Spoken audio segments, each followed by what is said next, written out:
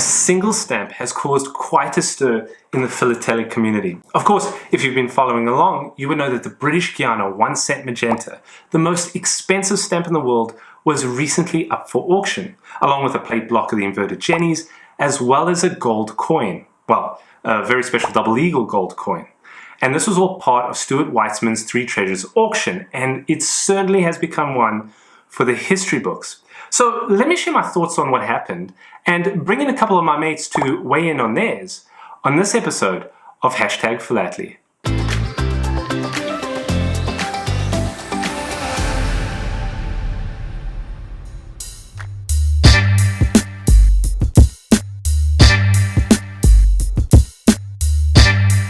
So I went into New York City 2 days leading up to the auction.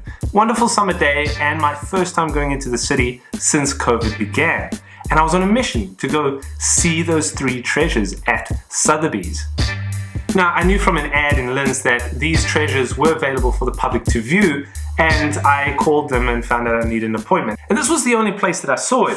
It was just a simple one-page ad, and you have to look very carefully at the very bottom. It says, exhibition free and open to the public from the 4th to the 7th of June. And I had no problem walking in through the door. The staff were extremely friendly and pointed me in the direction of the three treasures where they were on display. I was able to get stunning views of the three treasures as I was able to walk right up to the cases. The funny thing to note is that the 1 Cent Magenta was placed backwards, and it was very difficult for me to actually see the front of the stamp. When I asked about it, they said that they switch it around, but typically show the back with the signatures, the most interesting side of the stamp, I suppose. And what's really crazy is when I approached the staff to complain that I couldn't see the front, they just took the stamp out of the display case and gave it to me to get a closer look. I would be lying if I said that this experience did not faze me. I was overwhelmed with joy just to see the stamp well lit in the room, but to actually hold it, wow.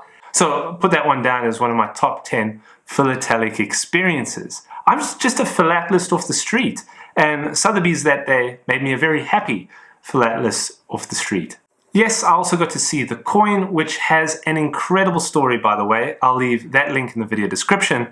And I thought I'd try my luck again and asked to see the plate block of jennies. And again, they just handed it to me. So that whole experience aside, what happened next? Well, the June 8th auction arrived, and it was over before you knew it. The auction literally took a few short minutes, and the first item that was up was the gold coin. The double eagle gold coin estimated to be between $10 to $15 million, but sold way above estimate with now a final price of $18.8 million, which is incredible and got me really excited about the stamps that were coming up next. Then the inverted jenny block came up for auction and was valued between $5 to $7 million. But eventually fell short at $4.8 million. Not bad. I believe it improved in value since its last sale, so that's something. And then the big event, well, at least the big event for me and a number of other philatelists, the 1 Cent Magenta, the most expensive stamp in the world, valued between $10 to $15 million, just like the coin. Well, it fell flat on a total price of $8.3 million, not only falling short of its estimate, but also being sold less than what it went for in 2014. I was shocked after all that hype and excitement to see the heavyweight champion of philately, the MVP, fall short of its previous sale. I mean, it's still considered to be the most expensive stamp in the world, and now it has a new home, which I'll get to. But the sale was a disappointment to me, for two main reasons. The main reason is, of course, I was looking for the attention that this could bring to the hobby. I'm a philatelist like all of you, and I'm looking for opportunities for this hobby to grow. The more noise we make, the more visibility we get. I wanted headlines, breaking news that stamp sells for new record price. And while I was not a serious philatelist back in 2014, I do recall seeing the news and all the attention around the stamp once it sold in New York City for its record-breaking price back then. A year and a half later, I began creating videos, and you never know if that event planted a seed in my head. So I wanted the attention for the hobby. Instead, the coin got all the attention. Now, some people say that it's still sold for a large sum of money, and we should be grateful that it did sell. I absolutely agree. It still is a large sum of money, and it would be absolutely disastrous if it did not sell. But I view this stamp as a promoter of the hobby, and it failed to promote this hobby beyond the established community this time. So yes, of course, I'm disappointed by the anticlimactic auction and final sale price of the Magenta. I think there were only 2 or 3 bidders. And that brings me to my second concern, is that the sale of this Magenta contributes to a perception. Whether it's right or wrong, it's the perception that interest in this hobby is fading, which I actually think is very inaccurate. The growing online presence, all of you, are a wonderful sign that this hobby is far from fading, but rather taking on a new form and flourishing. But in most cases where the stamp was reported in the news, it was centered around how it fell short. This is just my opinion, and please feel free to share and express yours. I polled my Instagram followers and got very divided results, where almost half of the philatelic community was stating that they were satisfied with the sale, while the other half said they were disappointed. Now, put that aside, because with any results come opportunities. Other exciting things could happen. And the stamp retailer and dealer, Stanley Gibbons, announced within 2 hours after the auction that they had won the bid, that they were now the owners of the One Cent Magenta, and that the stamp was on its way to London, its flagship store, where it would be on display for the public to view. This was major news in philately, and nobody saw it coming. And it's great news. Well, I think it's great news. In this big announcement, Stanley Gibbons also stated that it is their intention to make the stamp available for all to own a piece, implying that there'll be some way that you can buy a share or some online token and be able to claim that you're part owner of the stamp. And that is where I raised an eyebrow. Now, they very quickly provided a site for you to sign up to receive email updates on whatever the approach is and when it will be available and more. I will put that link in the video description. But, I collect stamps. What is this? I'm not too sure about this. So I wanted to have a chat with a couple of my collecting buddies from Australia. You've already met them, James, the Digital Philatelist, and Gerard, the Punk Philatelist. I really wanted to have a discussion with them and see what their thoughts were, because I'm not too sold. Gentlemen, welcome back to #Philately on the Exploring Stamps channel. It's always great to see you two. I must really like you guys because it is 5 a.m. here in New Jersey. Your Melbourne time zone is extremely inconvenient. But anyway, like I said, it's great to see you. What happened this last week? I was so excited about the auction. It was over in a heartbeat, and it sold for less than its estimate. So personally, I was disappointed. I thought this was a lost opportunity for the stamp to really help promote the hobby, get into those headlines. But I'd like to ask you guys, were you surprised? Are you satisfied by the price or disappointed? James, what are your thoughts? When we went into this, I posted that this is going to give us an indication of the health of the hobby at the time. So I was a little bit disappointed to see of the price. And I think mainly because what we didn't get out of this is the headlines of Stamp Smashes World Price, like record price. We didn't get that, which is what coins have been getting over the last few years. They've held very well during crisis and ups and downs in the markets, and we just didn't get that. So where we had that surge of COVID collectors come back on board or join our communities, there wasn't that big news to cement them long term. So I was disappointed. And Gerard, what are your thoughts? Well, I can't say I was surprised. I actually thought Stuart Weitzman overpaid. I thought it was a little bit overvalued. I was still disappointed. It would have been great to have been proven wrong, and it would have been great to see those headlines. I've been thinking about it for a few days, and I think what basically happened, I think it's unhelpful to compare the end result to the estimates, because what that is a story of an auction house failing to correctly judge the market. The question is, why is the market this way? And I think overall it's a story of just maybe there's not so many rich people into collecting British Empire classics these days. It could be simply because there's not as many collectors around at any level anymore. There's lots of new money, but maybe they're just not into the old British stamps. And the other thing is that what has always helped this stamp out every step of the way is that it disappears off the market for a very long time. But Stuart Weitzman only held it for, 7 or 8 years. So there just wasn't time for more demand to build and more mystique to develop. So obviously nobody has stepped up to replace him in the auction room. And so somebody still paid $8.3 million for a stamp, which is still pretty fascinating. And so that's playing into what my next question is going to be is, well, what are your thoughts in terms of why this didn't sell this time? You've kind of answered it there, Gerard. James, any speculations and theories are welcome. What are your thoughts? I think it's looking at the big picture overall. It's that the market and the investor market, because this really is an investment piece. It's not a collecting piece. They may not see value in stamps at the moment. End of story. So that could be the case. It may have been oversold originally, but I just don't see the market looking at stamps as an investment. I think there's so much noise around cryptocurrency and Bitcoin and Dogecoin and all that kind of stuff. This is not on anyone's radar.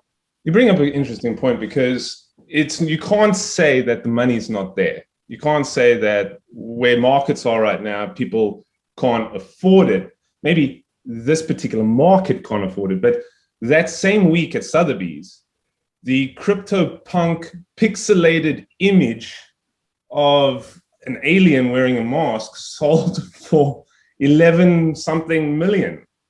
Mm-hmm. And that blew my mind. Same week that the Magenta fell short of its estimates, selling at 8.4. Now we got this pixelated image that I don't quite understand, sold for 11 point something. So yeah, what does that mean? I found the investment thing really interesting, because ahead of the auction, there was a lot of talk of, this could attract investors because interest rates are low or because other markets are sluggish. So there seemed to be an expectation that there was going to be a big contribution from the non-collector market.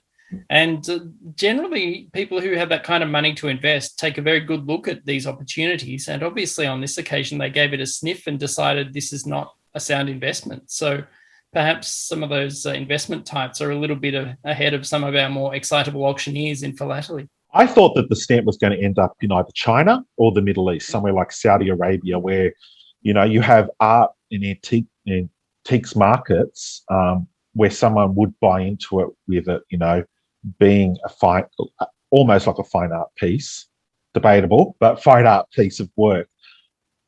It didn't. It ended up in Stanley Gibbons. Right. There's certainly a lot of new money and new collectors in those areas. I think, from what I hear, I think the Chinese market is very much inwardly focused, so it's more interested in Chinese history, which is the way that philatelic markets tend to develop. I was a bit surprised we didn't see some more Middle Eastern money. They tend to be a slightly more outward-looking in their interests. I admit that I was a bit surprised not to see it travel any further east than London. Yeah, and so with that, right, I was actually quite excited that we found out within 2 hours that Stanley Gibbons had purchased it. And the reason why I was excited is because this is creating visibility again. Now it's going to be on display at the flagship store. This is providing access to the stamp. Stamp collectors are going to be able to see it, and perhaps it'll take on this new promotional role that resides in London. I also thought London is perfect. That's so symbolic. And 1856 is the year Stanley Gibbons started, same year this stamp was issued. I thought it was beautiful.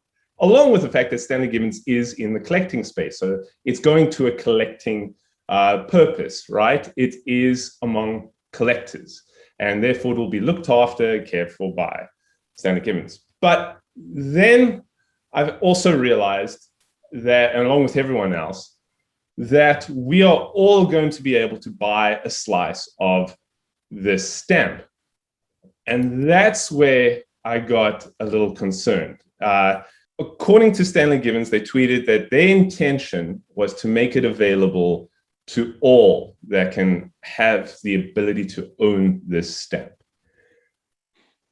And the first thing I thought was, oh no, Stanley Gibbons can't afford the stamp and needs us to pay for it. Now, hold up. Let's do a quick disclaimer. I'm going to make this screen black and white. We'll put a nice fancy document and we'll say the following. We are not financial experts. You should not go and make a decision on purchasing or not purchasing based on this conversation. Do your homework, check it out, research. Also, we are not affiliated with Stanley Gibbons or any of its rivals, and we are not a dealer or an auction house. So just keep that in mind. And end disclaimer, but to my viewers, what we can offer is that we are collectors and philatelists that absolutely love this hobby. And we care about this hobby. And there are a lot of schemes, scams, and scandals out there. So you need to be mindful of that before running into something that sounds great. We're just three collectors that are exploring this a bit further. And that's all we intend from this conversation. Keep watching us, but don't listen to us. So, James, you've been looking into these numbers. Can Stanley Gibbons afford this stamp? So it's really interesting. So Stanley Gibbons has a market cap of roughly 13 million. So at the $8 million price that it's sold for, even though it's US, convert that into pounds, it's a good third of the whole value of the entire company that they've now invested into this one stamp. So what I did is I went online and actually had a look at the actual terms and conditions that gave them the finance to be able to buy the stamp. So the first thing is this is an interest-free loan from Phoenix. So Phoenix is basically the major shareholder of Stanley Gibbons, who's helped bail them out of their debt position that they got themselves into a few years ago. So they loan Stanley Gibbons the money. It's interest-free. The loan is for 5 years, but it can be extended if there is an agreement between Stanley Gibbons and Phoenix. Now, Stanley Gibbons cannot sell that stamp without the approval of Phoenix. So essentially the stamp is actually an asset of Phoenix, not Stanley Gibbons.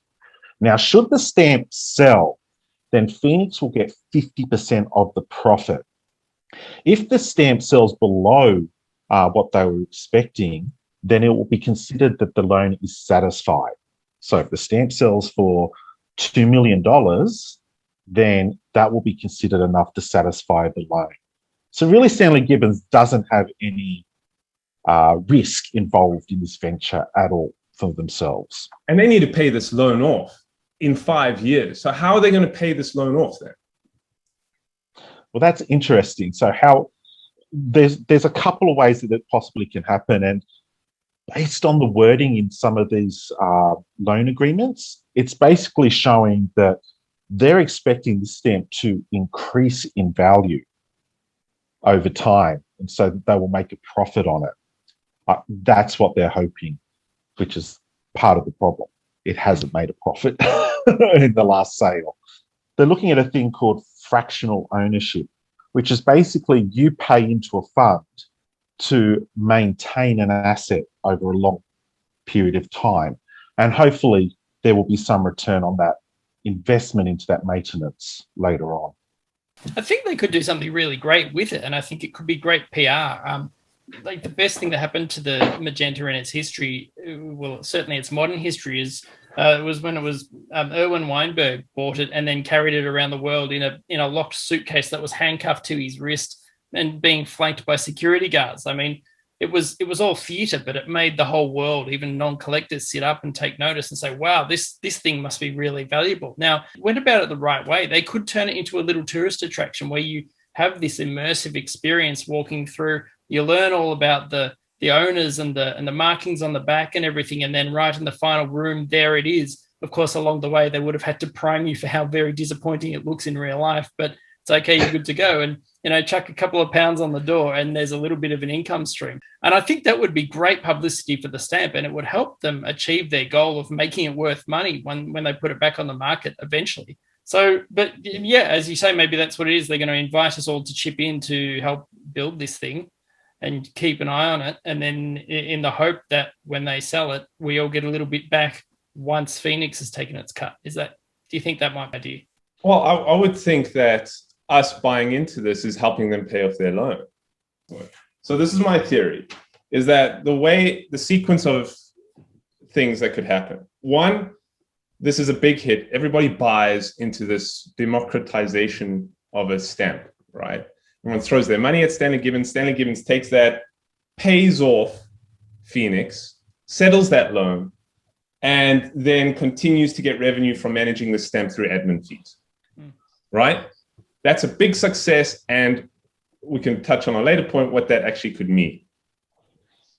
Or they struggle to get full ownership and maybe get close. Not enough people buy into it. 5 years come, they kind of get close. They renegotiate with Phoenix and they extend the deadline to whenever. And this keeps going on. Or, and that might be at an interest fee rate now because we've passed the 5-year point. Or they don't come close in 5 years and they cannot pay for the stamp. They might try hype it up themselves and put it on the market to sell, right? And they would hope for a huge profit, that it's gone up from that 8.4, that it's skyrocketed, and then both Phoenix and both Stanley Gibbons walk away with 50% from the profit and everybody's happy. Or it sells for a loss, which Phoenix just then takes the proceeds and sees it as sufficient and they take the full risk. Or if they fail to sell it, this thing doesn't get sold, Phoenix just takes the stamp from Stanley Gibbons. That's the sequence that I read into that loan agreement. That seems to distill it pretty well for me, as much as I can follow all the financial instruments that are involved. That seems to be the case, the way you've summarized it there. Do you know what the ace up their sleeve is? When they come to sell the stamp, they'll be like, well, what's this worth? Let's consult the Stanley Gibbons catalogue. Oh, it's worth $50 million. Stanley Gibbons said it. How can you ask people to spend? I don't know. How much are they looking at people? 800,000 people to give, like £10 each. Which stamp collector wouldn't want to be able to say they own a little piece of the 1 cent magenta? If they divide it into small enough chunks, we all get one for Christmas, and it doesn't matter if we lose our £10. If it's a small token where you're just supporting the maintenance of the stamp by throwing £10 at them once, and you can say that you own it, then that's fine. I think that's just a little gimmick. The number one rule in business, or the number one objective in business for especially a publicly traded company, is to increase shareholder value. Anything else is secondary, right? Regardless of what the company does. So if the company is focused on improving the hobby for collectors, that's only secondary to first improving the shareholder price. Everybody needs to keep that in mind. And who owns 60% of Stanley Gibbons? Phoenix. 60% shares. We've got to be cautious. When I hear investment, I get nervous with stamps. Gerard, are you a believer in investing in stamps?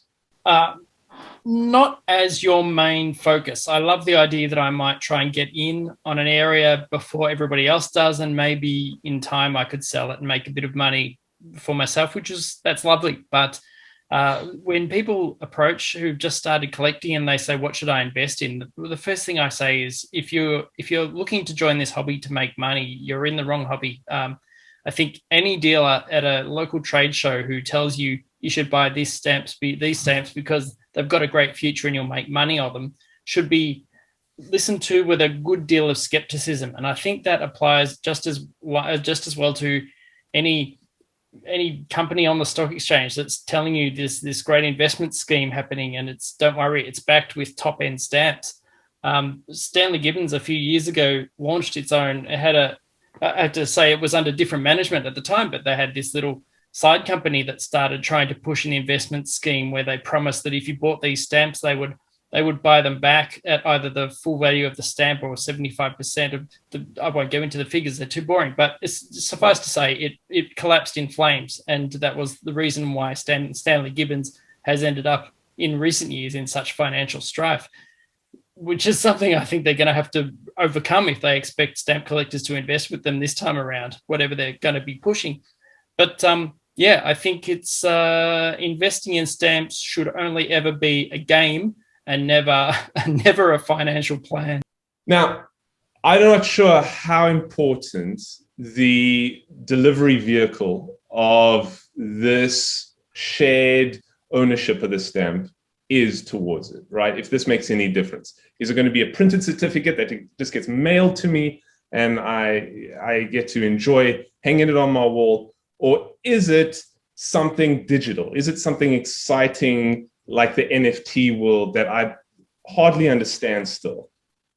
Is it that? Does that make a difference to whether or not you will believe that you actually own a piece of the stamp? Yeah, well, let's talk about the NFTs, not to go into it in too much detail, which is that an NFT essentially amounts to a piece of computer code that only you own, and it is essentially just a certificate of ownership. And because it's this new piece of technology, a lot of people are going nuts for it at the moment. Like the artwork you mentioned earlier, people aren't bidding for the picture that's on the wall. They're bidding for the bit of computer code that tells them that they own the picture.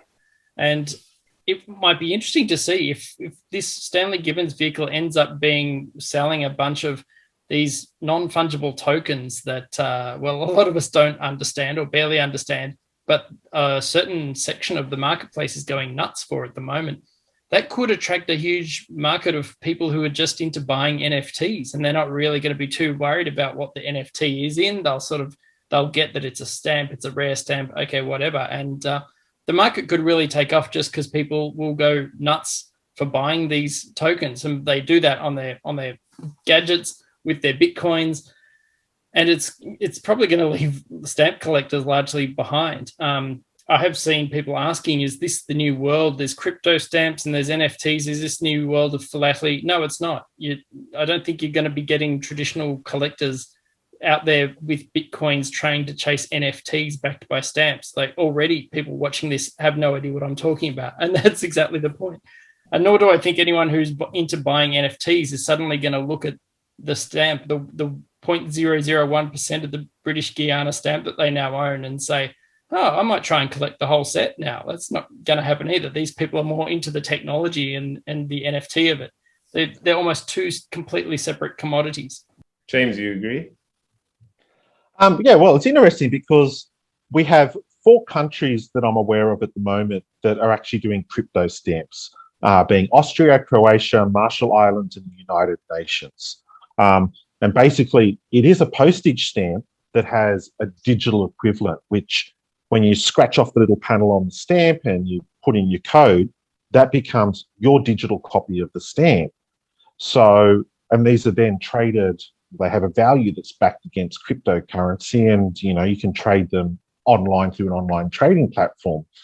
And they're usually unique. And this is where your tokens, your NFTs come in. They're basically it. They form part of kind of a chain of blockchain, they call it, which is a ledger of your details and who own the stamp, or that digital stamp, should you sell it on, and etc. Well, could Stanley Gibbons go down that path? They quite possibly could. They could create a token for the 1 Cent Magenta, sell limited amount of digital copies for it, and then you own a copy long term. But again, we just don't know the details of what this, fractional ownership actually will mean.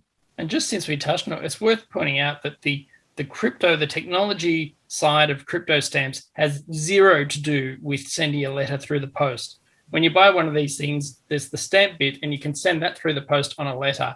The bit where you own a token in your phone and you can trade it for Bitcoin, and that is all contrived rarity that is just putting out to attract a collector market. It has nothing to do with the use of stamps in the commercial post. So that's where I'm out, baby. Not interested. And I think I think anyone watching should be very careful if they are buying these official postal crypto stamps online through whether it's eBay, Hitstamp, Delcamp, all the normal channels. That code has not been used, because if you pay the amount of money some of these stamps require to get that code to own that particular token, and it's already being used, you could be wasting your money. So always look for reputable dealers if you can for those items, or buy them directly through the postal services. It's amazing because I feel like I'm sounding like a traditionalist. Me, of all people, in this hobby, to be agreeing with you guys. And Gerard, you're saying that this isn't the hobby of stamp collecting. I've never. It's true. This is not dealing with postage stamps, mail, going through the postal services, traveling the world, being touched by various hands over generations. This is just an online trading system that doesn't equate to the joy and excitement that stamp collecting offers. I actually wonder if these authorities are shooting themselves in the foot, because now if I want to collect the full back catalogue of Austrian stamps, am I going to have to shell out thousands of dollars for this piece of gadgetry that I don't understand? Probably not. I'll just collect Germany. It's quite interesting, though. I think they've sold out of everything that they've put out on the market, and I think Austria Post is coming up with the third release of these stamps, and I think there's 100,000 available, which is a problem. But there's 100,000, I think about 100,000 available, but they're selling out. One of the things I was thinking about, I really hope Stanley Gibbons is successful in promoting this hobby. I really do. We need to promote this hobby, and if they've got something clever planned that's going to really encourage it, I'm all for it.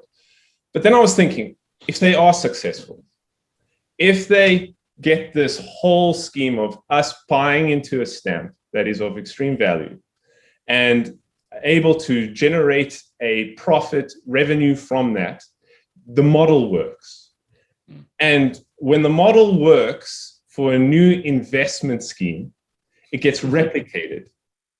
And Stanley Gibbons or someone else will then go and get the Treskilling Yellow and the blocks of Jennies and the Blue Mauritius, the Bordeaux cover, and so on. And they all start to get locked up. And I'm being very hypothetical here. They all start getting locked up in these companies. And there are thousands of people now that own portions of this. If it's successful, do these things start getting locked up, and the marvelous stories of their owners and so on becomes these thousands of people that all walk around with a piece of it on their smartphone saying, look, I own that one, I own that one, I own that one. Is that good for the hobby? All of us would like to see Stanley Gibbons do good. I think generally the stamp collecting community wants to make sure that Stanley Gibbons is around for another 150 years, right? So that's all our goal. Whether or not turning collecting into an investment fund actually benefits the hobby or just benefits investors is a really good question. We really want to probably see Stanley Gibbons step more up to the plate to say, here's how we're going to reinvest back into our community, not into investment funds. I think that's really what we need to hear from them, which we're not seeing yet, as of yet. Graham, I'm a bit ambivalent. What you just described there is no worse to my mind than having a bunch of one percenters who have the money to buy these rarities and then put them in their albums, and suddenly the rest of us can't see them anymore. If schemes like the one you described and the one we think Stanley Gibbons might be cooking up results in these world rarities being at least occasionally on display for all the owners to come and have a look at, then maybe that is good for the hobby. But also, I think the ground is changing a bit beneath our feet in that the money for these top-end rarities is so tied in with classical collecting. It's British Guiana and it's old US stamps and all that sort of stuff. This is not what young collectors are collecting by and large. Like, I'm not seeing too many people showing up. There are lots of new people showing up on the internet in the last couple of years, taking up the hobby.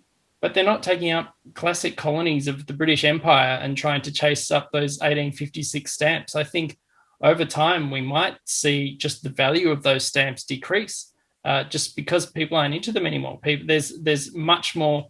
I kind of want to use the word tolerance. There's tolerance now, more than tolerance. There's celebration now for thematic collections and topical collections, and a greater appreciation of stamps being used on the mail. Now, they're all very different from where proper exhibiting and collecting was seen to be, which is where you went and purchased these old classics and you put them in your frame.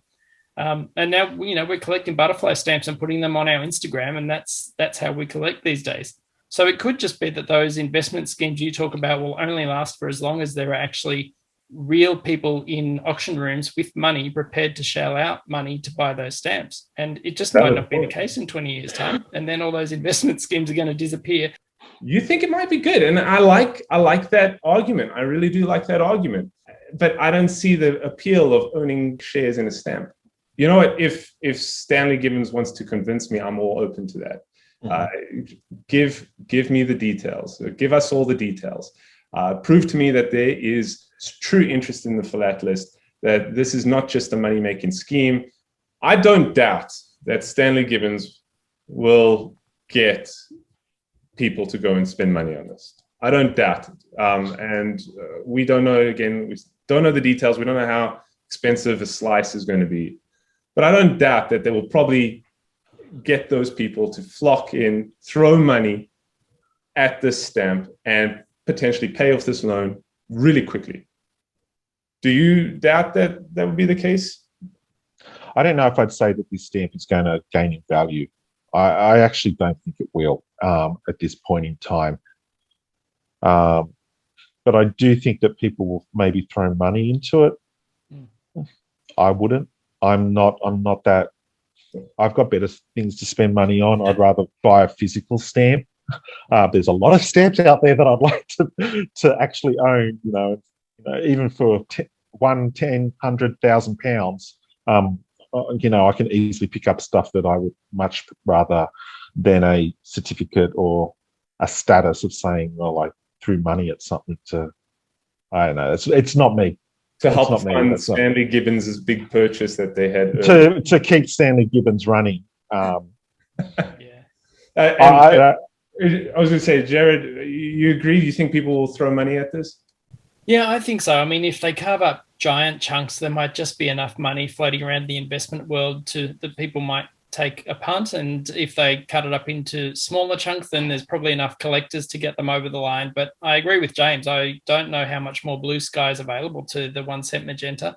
It might have hit its ceiling, I think. I'd be very cautious. Be very cautious. I've polled my Instagram community, and currently the poll's still running. It's very split down the middle. I think it's a little more siding with, yes, they'll buy it, like 51, 52% at this time. Still got like a couple hours left of this poll that's running. So there's definitely an interest, depending, of course, how big that slice is, how expensive a slice is, regardless of the size. The most excited people at the moment are on the investor websites, because they do see that their shares are going to increase in value. So, when they bought in at 3p a share, I think that's where I'm seeing a lot of excitement. I'm not seeing and this goes to my earlier point. This goes to the point that the real winner in all of this is the shareholder of Stanley Gibbons. I spend a lot of money on my stamps. I enjoy them. I get to hold them. I get to look at them. I get to place them in my albums, assemble them into a collection. Now you want me to spend money on a stamp that somebody else owns, that, I don't know, will I get 10 minutes of alone time a year with it? Probably not, I'm assuming. You're going to have to convince me. I don't know what that looks like, but I'm going to say right now that I am not interested at this time. I don't like it. Call me a traditionalist. That hurts. But I'm not buying into this right now. Stanley Gibbons has to really win me over. And I want to ask you guys officially, I think I know the answers already based on this conversation. James, are you going to be buying a slice? I probably won't be buying a slice. Okay, that's what I figured. Now, Gerard, will you be buying a slice? I've signed up to the mailing list. I'm just curious to hear more.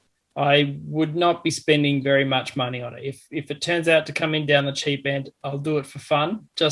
And it's not for investment. It's just to tell 8-year-old Gerard some point in time, just to say, guess what?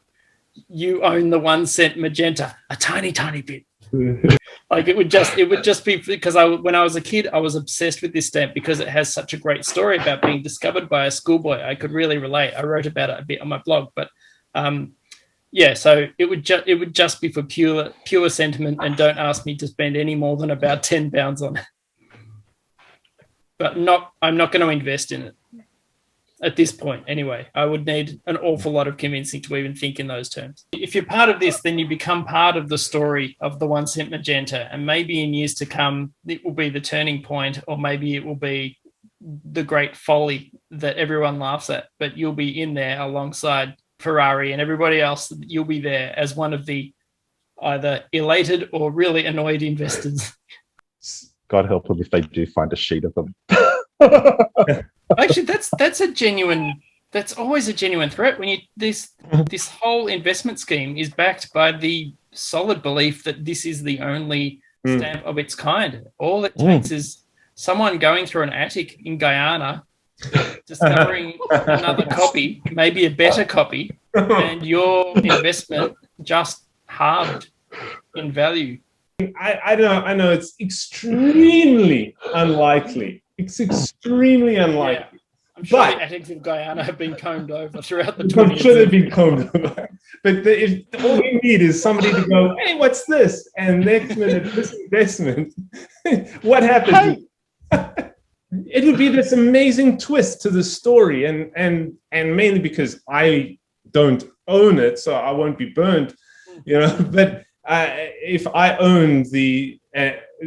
and say it's the $8.4 million stamp and it was in my pocket, and now somebody found the other one, that would probably hurt me quite a bit. And Arthur Hind is believed to have burnt a second copy once he found it, right?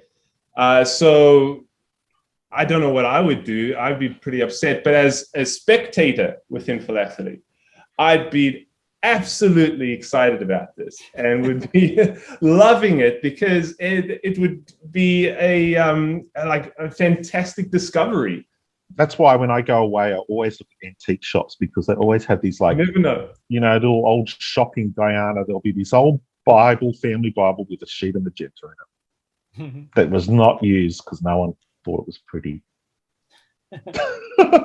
It's always a pleasure talking to you. Of course, like we said, there's more details to come. We are just speculating and having a good time, chatting as philatelists, of course.